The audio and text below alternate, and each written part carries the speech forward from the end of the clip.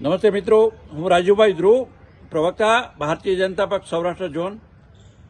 માનનીય શ્રદ્ધેય અડવાણીજીને ભારત રત્ન આપવાની જાહેરાત વિશ્વના સર્વાધિક લોકપ્રિય નેતા, દેશના લોકલાડીલા વડાપ્રધાન નરેન્દ્રભાઈ મોદીએ આજે કરી છે. એ જાણી અને અંતરમનથી હૃદયથી આનંદ અનુભવું છું.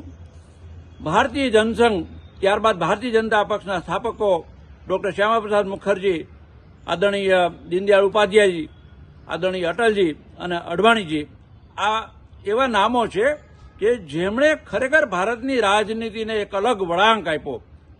આજે કોંગ્રેસે જવાહરલાલ નહેરુ કે જેમણે 47માં વડાપ્રધાન બન્યા અને 55માં પોતે જ પોતાને ભારત રત્ન એવોર્ડ આપ્યો, ઇન્દિરા ગાંધીને આપ્યો, રાજીવ ગાંધીને પણ આપવામાં આવ્યો.